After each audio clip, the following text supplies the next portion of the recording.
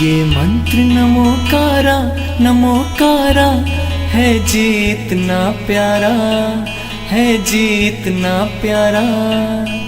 जिसने भी जाप किया भव से पार उतारा।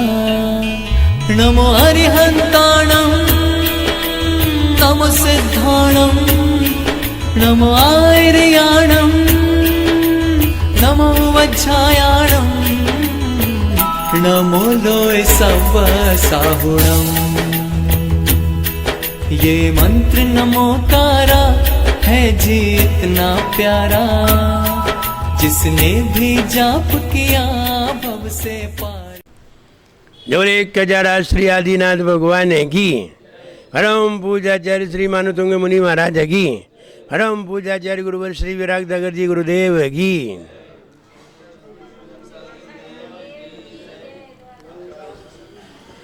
कल 45वें छंद की विशेषता बताई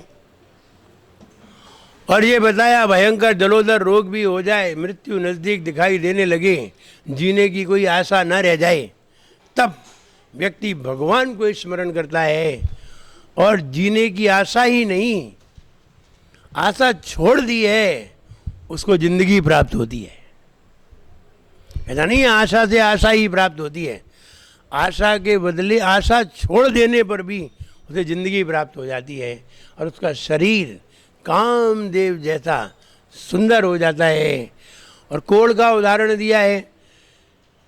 कई ऐसे लोग हुए हैं, मुनिराज भी हो गए हैं, ऐसे श्रावक भी ऐसे हुए हैं जिन्हें कोढ़ हुआ है और जिसका कोई इलाज नहीं है, और वो भगवान की भक्ति से वो कोढ़ भी ठीक हुआ है।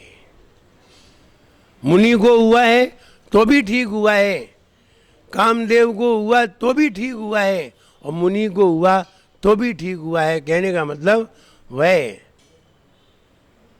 कोढ़ जैसा रोग भी ठीक हो गया। अब ऐसा कौन सा रोग है जो ठीक नहीं हो पाता? सारे रोग ठीक हो जाते हैं, लेकिन फिर भी वह छठवां भय, सातवां भय कहा था, ये अंतिम भय बताया जा रहा है। 8वां भय है। लोग जलोदर से भी मृत्यु को प्राप्त हो जाते हैं, लेकिन अंतिम जो भय है वो बंधन भय है। व्यक्ति बंधन में भी मृत्यु को प्राप्त हो जाता है। बांध दिया जाए, भोजन आदि न मिले तो भी व्यक्ति बंधन में दुखी होता है। बंधन में दुख ही दुख है, कहीं भी बंधन में सुख नहीं है। तोता को पिंजरे में बंद कर दिया, ऐसा नहीं है तोता बहुत सुखी है। कुछ कबूतर ऐसे होते हैं जिनको थोड़ा सा दाना पानी मिलता है, वे कबूतर अपनी उड़ान भूल जाते हैं, वे कबूतर अपनी शान भूल जाते हैं, वे कबूतर अपना ज्ञान भूल जाते हैं, जरा से दाने और पिंजरे के चक्कर में। मिलता क्या है? दाना और पिंजरा। इसके अलावा पालतू कबूतरों को कुछ नहीं मिलता। विचार करो, हम भी दाना पानी जैसे कबूतर हैं। थोड़ा सा दाना मिल गया और रहने को थोड़ा सा एक पिंजरा मिल गया, और उसमें हम अपनी शान भूल गए, अपनी पहचान भूल गए, अपने पंखों की उड़ान भूल गए। किसमें? दाने में और रहने में। हम पालतू कबूतर हैं। जो पालतू कबूतर हैं वे दाने में उलझ जाते हैं और वे घूम फिर के वहीं आ जाते हैं। उनको पिंजरे से निकाल भी दिया जाए,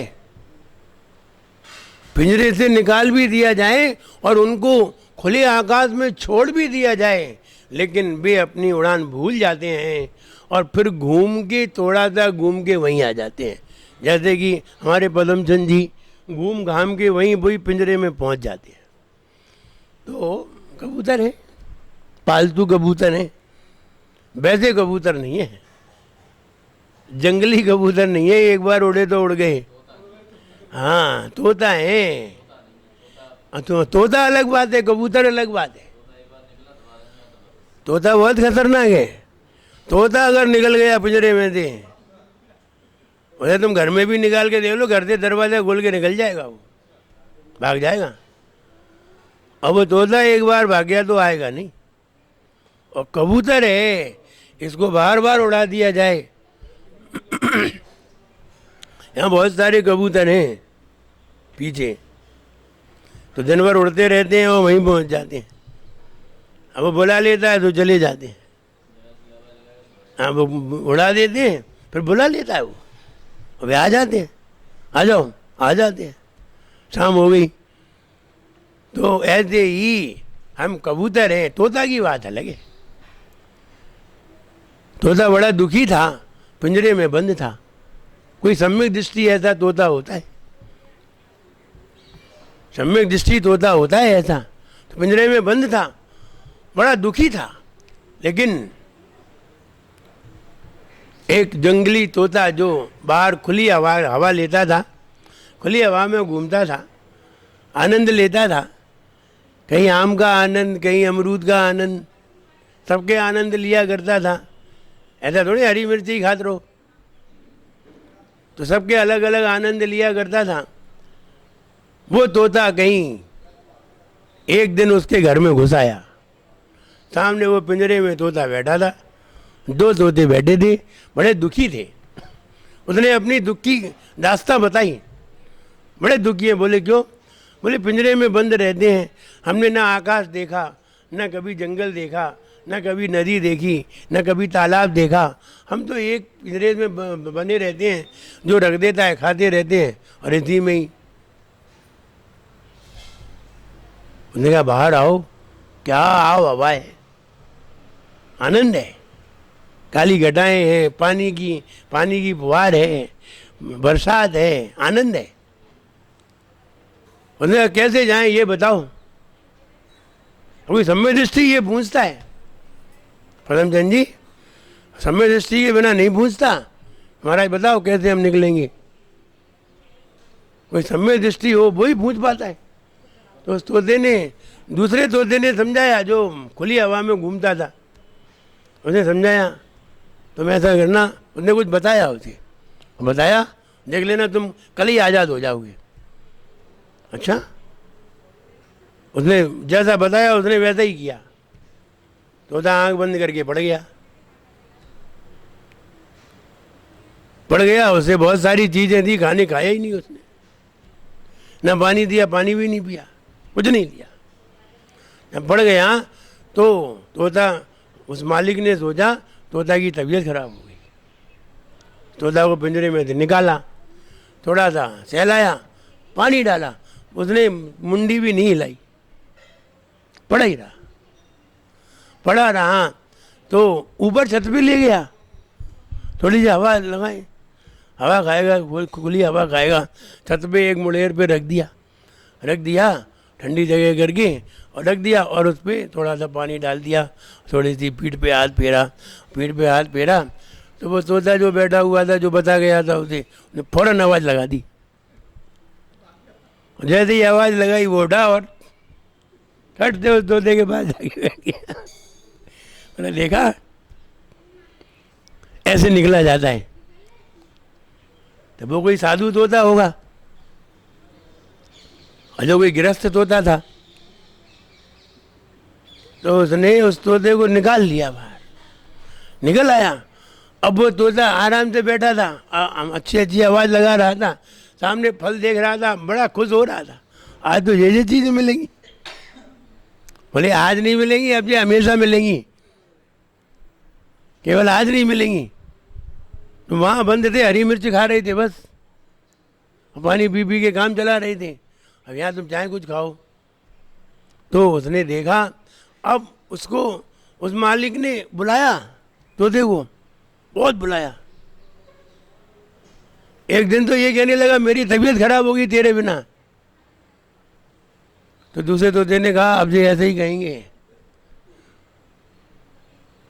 कि तेरी मम्मी की तबीयत खराब है, तेरे पापा की तबीयत खराब है, तेरे भैया की तबीयत खराब है, ऐसे कर करके भी तोता तुम्हें बुलाएंगे। अब तू समझदारी से काम ले, बड़ी मुश्किल से निकल के आया है पदमचंद जी। समझ में आना चाहिए। बंधन विमोचक ये छंद है। महाराज भी किसके पद्मचंद जी को किसके सामने समझा रहे हैं बताओ। बीमा कंपनी के लोग भी क्या होते हैं, पत्नी को पति के मर जाने के बाद फैसिलिटी सुनाते हैं कि तुम्हारा पति मर जाएगा, तुम्हें ये फैसिलिटी मिलेगी पति के सामने पत्नी को पति के मरने के फायदे बताते हैं।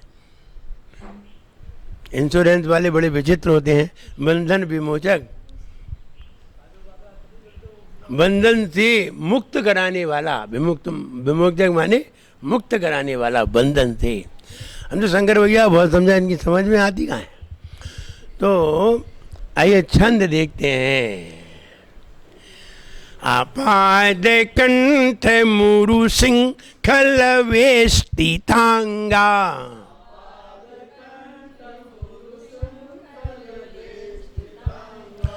आपाद कंठ मुरु सिंह खलवेष्टि थांगा,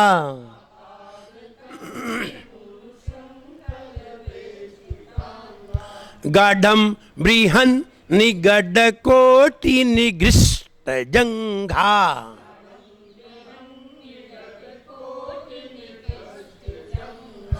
तो नाम मंत्र मनीषम मनुजा स्मरंता,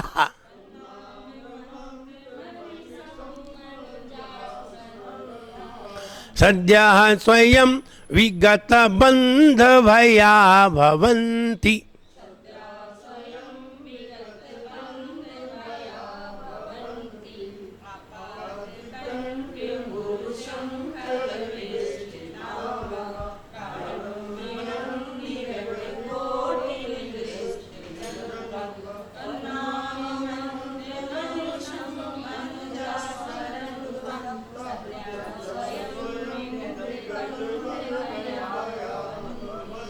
बंधन विमोचक, बंधन को तोड़ने वाला।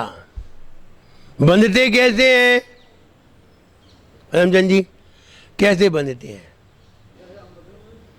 आप अपनी पत्नी से कैसे बंधे? वो तो पहचान की तो थी नहीं, पहले बचपन से तो जानते नहीं थे, फिर बड़े हो गए कैसे बंध गए? कैसे बंधे थे? रस्सी से? कैसे बंधी थी? किससे बांधा था? वो एक दुपट्टा से, दुपट्टा से ही तो बांधा गया था, हैं? तो दुपट्टा से बांधा गया था और बांध करके छोड़ भी दिया था। फिर कैसे बंधी? फिर कैसे बंधी थी?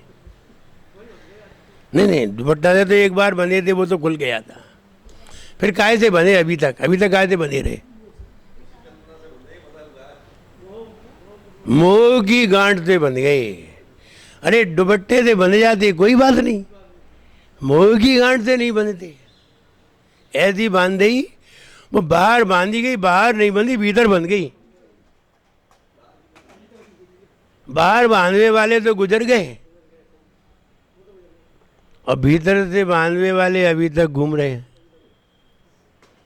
इसलिए बंधे कैसे थे? यूं चक्कर लगाने पर बंध गए थे। ऐसे आपने कितने चक्कर लगाए थे?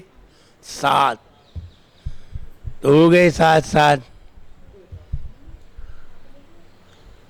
चक्कर में बंध गए थे ऐसे लगाने पर। अब की बार गैस का सिलेंडर जला के ऐसे लगाना, 7।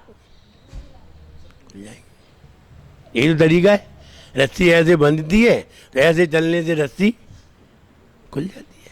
यही तरीका है बंधन विमोचक, बंधन से मुक्त होने का तरीका। किसने बांधा तुम्हें? हम खुद बंधे हैं, कोई ने नहीं बांधा। हमारे दुपट्टा से बांध दो, खुद ही ने अपना दुपट्टा सरका दो तो खुद बंधे हैं। हम खुद बंधे हैं, खुद ही खुलेंगे, कोई नहीं खोलेगा हमें। न कोई हमें समझाएगा, कोई समझा भी देगा तो भी हमारी समझ में आएगा तो काम होगा। वरना दूसरे के समझाने पर भी काम। एक वो है जो खुद समझ जाते हैं, एक वो है जो दूसरे समझाते हैं, और एक वो है जो दूसरे समझाते हैं तो भी नहीं समझते, और एक वो है जब ठोकर लगती है तब समझ जाते हैं। अब कैसे भी तो समझो, देख के तो तुम्हारी समझ में आ नहीं रही, फूटी है। फूटी नहीं है, जे फूटी है। हाँ, जे वाली नहीं फूटी। जब जे वाली फूटी होती है तो देख के भी अच्छा समझ में नहीं आता,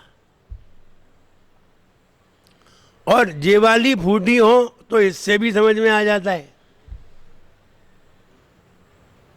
तो इनका कोई महत्व तो नहीं रह गया। ये तो और जल्दी कार्य कराने में सहायक है, और कुछ नहीं है। देखने से ये वाली जागृत हो जाना चाहिए, ये खुल जाए तो देख करके समझ में आ जाता है, और आंखें ये वाली नहीं हो तो फिर सुन करके समझ में आ जाता है, पढ़ करके समझ में आ जाता है, समझ करके समझ में आता है, और अनुभव करके समझ में आता है, और ठोकर लग के भी समझ में आता है। सब तरीके से समझ में आता है, बस समझ में आ जाना चाहिए।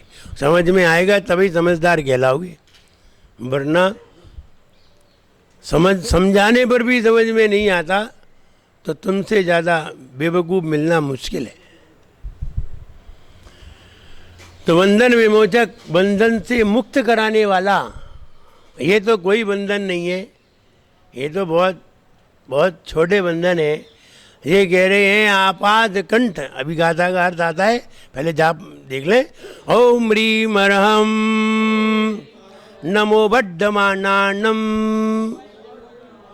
ओम ह्रीम अरहम नमो वड्ढमानानम।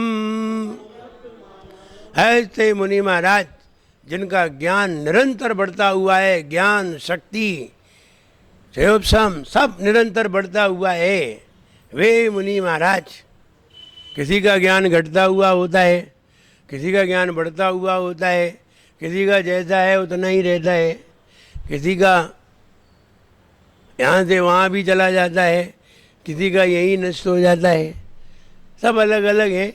तो जिनका ज्ञान निरंतर बढ़ता हुआ है, ज्ञान शक्ति आदि निरंतर बढ़ती हुई है, वे मुनि महाराज, वर्तमान रिद्धि के धारी मुनि महाराज विदेश क्षेत्र में विराजमान, उनको मेरा बारंबार नमस्कार होवे, मेरा ज्ञान भी निरंतर बढ़े।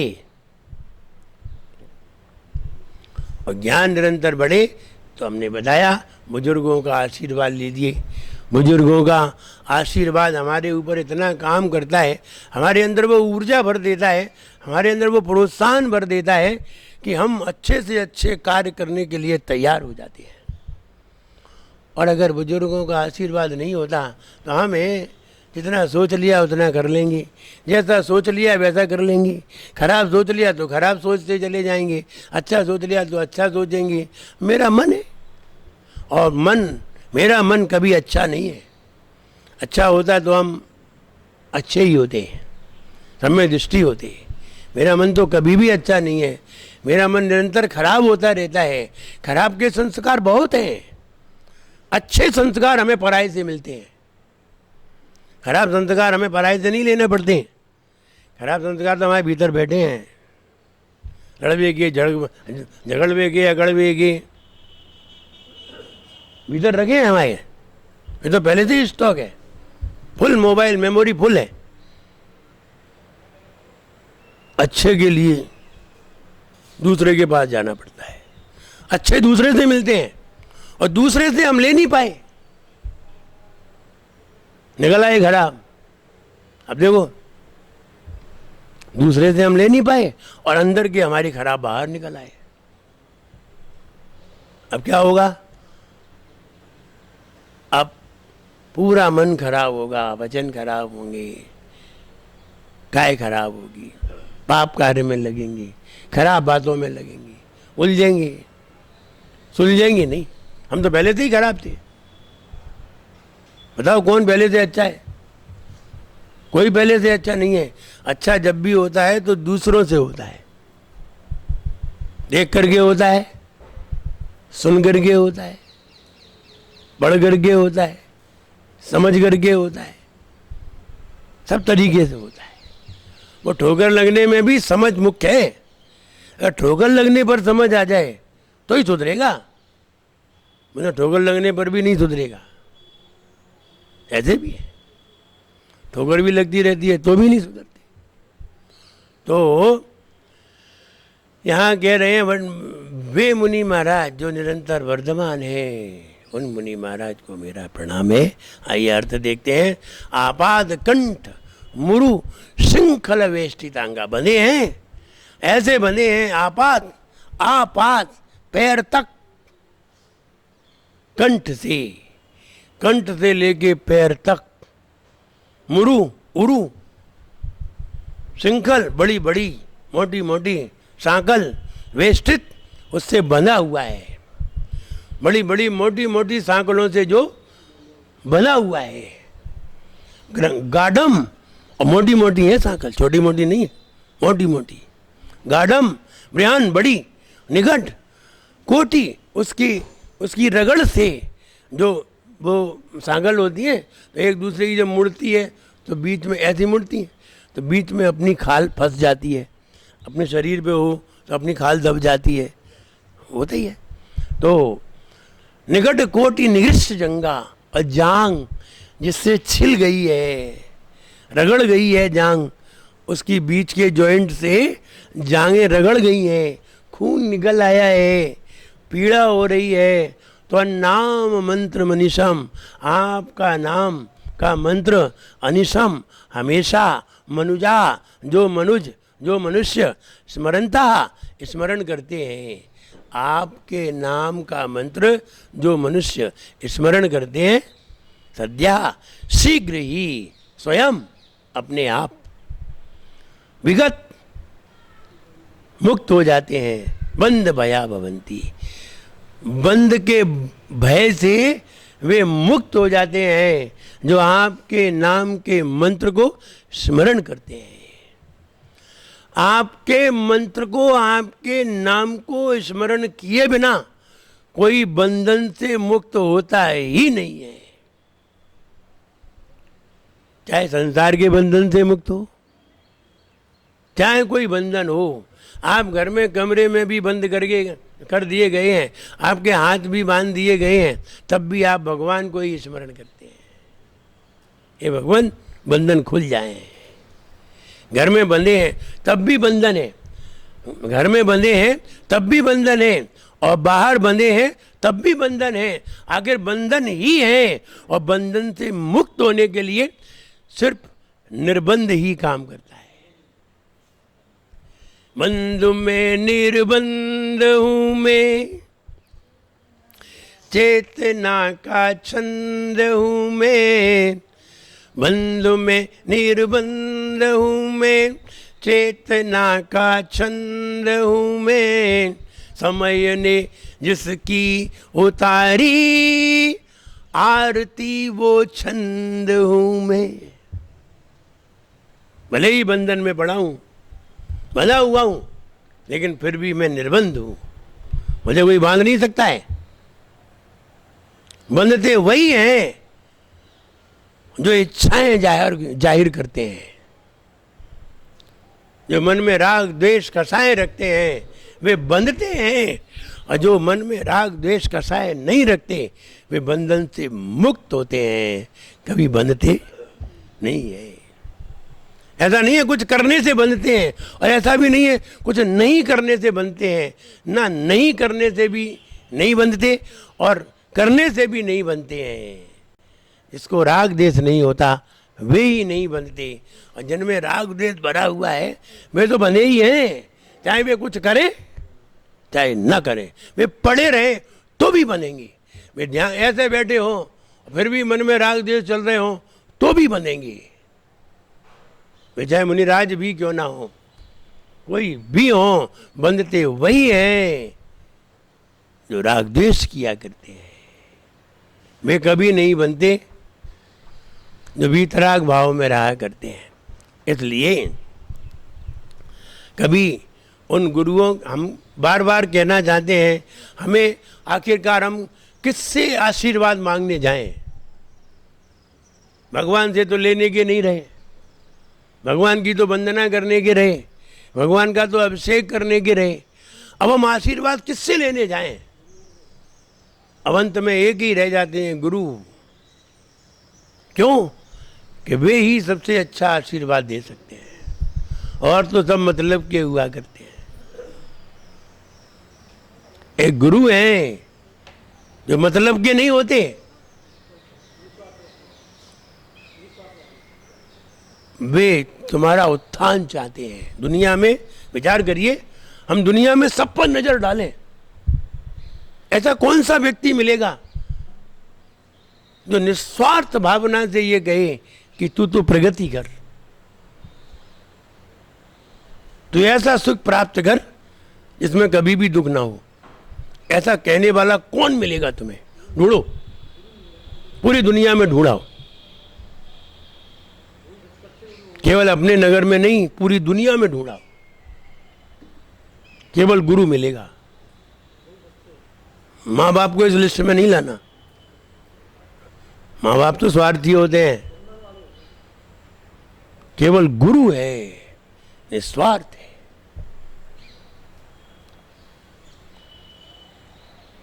उसका आशीर्वाद मिल गया, सारी दुनिया मिल गई। एक तू ना मिला, सारी दुनिया मिले भी तो क्या है? मेरा मन ना खिला, सारी बगिया खिले भी तो क्या है? कोरोना हो गया, अरबों की संपत्ति है, बेकार हो जाएगी। एक तू ना मिला, तुम नहीं मिले, सब मिल गए, बेकार हो गया। इसलिए घर में प्रेम नहीं है, घर में प्रेम नहीं मिला, सब मिला, रोटी नहीं भाएगी। और प्रेम मिला तो सूखी रोटी भी मीठी लगेगी। हम प्रेम में जूठे बेर खा सकते हैं, प्रेम में जूठे बेर खा सकते हैं, लेकिन गुस्से में रबड़ी नहीं खा सकते, भाएगी नहीं, नहीं खानी है रबड़ी। इसलिए प्रेम है। तो यहाँ ये कहने जा रहे हैं, ये भगवान आपाद कंठ, सिर से लेकर कंठ से लेकर के पांव तक बेड़ियों से बंधा हुआ है। वो भी आपके नाम का जब स्मरण करता है तो बंधन से अपने आप ही मुक्त हो जाता है। एक वृंदावन कवि थे जिन्होंने एक स्तुति लिखी है, हे दीन बंधु, हे दीन बंधु जिन पति करुणा निदान जी, अब मेरी व्यथा दूर करो बार क्या लगी। एक स्तुति लिखी वृंदावन कवि ने। वृंदावन कवि को अंग्रेज ने बंद करवा दिया, जेल में बंद करवा दिया, बंधन बन गए। अब क्या करें? सवेरे उन्होंने 4 बजे उठ करके ये वाली स्तुति पढ़ी, हे दीन बंधु जिन प्रति करुणा निदान जी। और बढ़िया लय में उन्होंने गाई, शानदार लय में गाई। और जैसे ही गाई तो अंग्रेज की जो पत्नी थी वो कहीं बाहर निकली तो उसके कान में वो आवाज़ पड़ी, झरोकों से वो आवाज़ आ रही थी, कान में पड़ी। तो सुन करके वो ठिठक गई, इतने मधुर धुन में कौन गा रहा है? भगवान की स्तुति कौन कर रहा है? उसने जाके नज़दीक जाके देखा, राजा से पूछा, उससे पूछा अंग्रेज से कि कौन गा रहा है? देखा जा करके, गई और जा करके देखा तो आंखों में आंसू भरे हुए थे और अपनी स्तुति गा रहे थे, हे दीन बंधु जिन पति करुणा निदान जी। तो जैसे ही आंखों में आंसू भरे थे तो देख करके वो सुनती रही, खड़ी होकर सुनती रही, पूरी स्तुति गाई। पूरी स्तुति गा के उन्होंने कहा, तुमने ऐसे क्यों बंद कर दिया है? ये तो बहुत भक्त व्यक्ति है। तत्काल अंग्रेज ने उसे मुक्त कराया, छोड़ करके उसे घर भेजा। तो कहने का मतलब ये है कि भगवान ही तुम्हारे बंधन से मुक्त करा सकते हैं। वो कैसे भी कराएं, या सामने वाले की बुद्धि बदल दें, विचार बदल दें, सब कर दें, लेकिन भक्ति ही कराएगी। आचार्य मानतुंग महाराज जब बाहर निकल करके आए तो उनकी भक्ति ने ही उन्हें मुक्त करा दिया। राजा भोज नतमस्तक हो गया और बोला, भगवान अब हम आपको बांध नहीं सकते, हमने बांधा ये मेरी गलती है। इस 46 नंबर छंद पर जो जंजीरें थी सारी खुल गई थी, टूट गई थी। जब ये वाला छंद पड़ा, सद्या स्वयं विगत बंध भया भवंती, जो मनुज आपके नाम का स्मरण करते हैं वे शीघ्र ही बंधन से मुक्त हो जाते हैं। इस 46वें छंद पर वे जंजीरें धड़ाधड़ टूट गई, सारी खुल गई, और खुल गई तो राजा ने देखा, कहा कि भगवान के सामने तो किसी का बस नहीं चलता, इसलिए ईश्वर की भक्ति, गुरुओं का आशीर्वाद दो ही। मेरे गुरुवर मेरे दिल में, मेरे गुरुवर मेरे दिल में ज्ञान ज्योति जला देना। मेरे गुरुवर मेरे दिल में ज्ञान ज्योति जला देना। मेरी इस रूह को रब सी, मेरी इस रूह को रब सी खिला करके खिला देना। रूह आत्मा, तेरे चरणों की सेवा में है मेरी आरज़ू इतनी, तेरे चरणों की सेवा में मेरी है आरज़ू इतनी। समाधि के समय आकर मुझे मुझसे मिला देना। समाधि के समय आकर मुझे मुझसे मिला देना। ना आचार्य ना गुरुदेव हमें मिला रहे हैं, हम मिलेंगे तो अपनी शक्ति से मिलेंगे, लेकिन जैसे ही वो कहेंगे हाँ बेटा अब तू अपना ध्यान कर, तो मेरे अंदर एक स्फूर्ति पैदा हो जाती है, और हम जैसे ही ध्यान करेंगे हम अपने आप से अपने आप ही मिल जाएंगे। लेकिन ऐसा कहने वाला सिर्फ गुरु होना चाहिए, तुम्हारे कहने से नहीं होगा,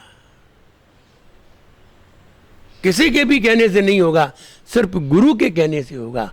गुरु ने जो अंत में कह दिया शिष्य वैसा ही करता है, और अंत में क्या, गुरु जैसा कहते हैं शिष्य वैसा ही करता है, और उसी में सफलता है, उसी में ज्ञान है, उसी में प्रशस्तता है, उसी में प्रसन्नता है, उसी में गुण की प्राप्ति है, उसी में भक्ति है, उसी में शक्ति है, उसी में सब है। गुरु ने जो कह दिया बस वही कर जाओ, कुछ भी हो। गुरु ने कह दिया पहाड़ से कूद जा, पहाड़ 1000 फीट ऊंचा था,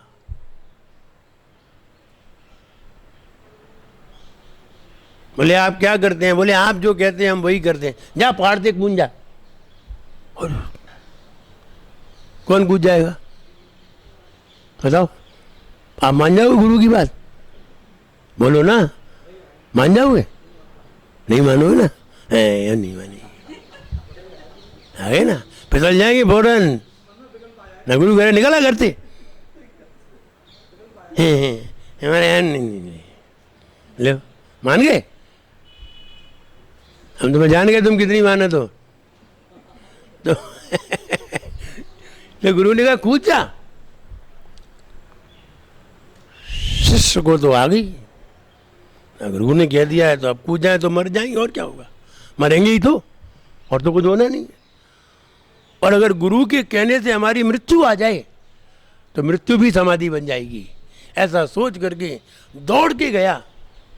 यद्यपि पर्वत दूर था, जो गिरने का स्थान था वो दूर था, आधा किलोमीटर दूर था। उन्होंने कह दिया कूद जा, अब आ गई। अगर गुरु ने कह दी है तो भले ही मैं मर जाऊं, मर ही तो जाएंगे, मरना तो यही। अगर गुरु कहते हैं कि मर जाओ तो हम मरेंगे नहीं, हम जिंदा हो जाएंगे, तो गुरु ने कहा है। और वो गया दौड़ के, गुरु को पीछे छोड़ दिया उसने आधा किलोमीटर और लगा दी छलांग। कुछ नहीं देखा उसने, मर जाने दो, लगा दी छलांग। और वहां से 800 मीटर नीचे पर एक जाल बिछा हुआ था, उस पे जाके गिरा। फिर छलांग लगाई, फिर गिर पड़ा उस पे आराम से गुरु पे। गुरु ने कहा बेटा तू हर कार्य में सफल होगा। और वो कभी असफल नहीं हुआ। ऐसे ही थोड़ी कह देते गुरु के कूद जाओ, उन्होंने पहले ही नीचे जाल बिछा रखा था, तब कहा था। और परीक्षा उसकी ले ली कि देखते हैं ये कूदता है कि नहीं। कूद गया, वो गुरु का पट्ट शिष्य बना, उसको गुरु की विद्या मिली। ये है सही। तो कहने का मतलब है कि गुरु बंधन से मुक्त कराते हैं, बंधन में डालते नहीं है। उनकी पूरी ताकत है बंधन तोड़ने की। तुम्हारे बंधन तोड़ेगा, उसने अपने तोड़े हैं, तुम्हारे भी तोड़ेगा। और अगर तुम्हें अच्छा लगे तो गुरु बनाना, वरना गुरु बनाने की कोई ज़रूरत नहीं है। मरना, मरो, दुनिया मरने के लिए है, गुरु है जो तरने के लिए है, दुनिया मरने के लिए है। इसलिए आपाद कंठ से पांव तक भी बंधा हो, लेकिन जो भगवान के नाम को स्मरण करता है शीघ्र ही बंधन से मुक्त हो जाता है। आइए पद्यानुवाद देखते हैं।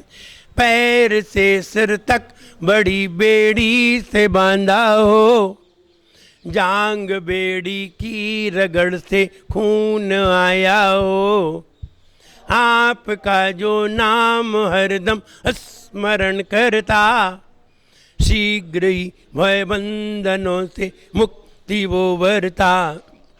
बंधन मोचक ज्ञान बढ़ाता, निज गुण धन आदिनाथ गुरु मान तुंगे को करूं नमन। हो विनम्र भक्ता मेरे गाँव मैं पावन, आदिनाथ गुरु मान तुंगे को करूं नमन। इस तरह भगवान की भक्ति ही हमें हर बंधन से मुक्त करा सकती है और हर पीड़ा से मुक्त करा सकती है।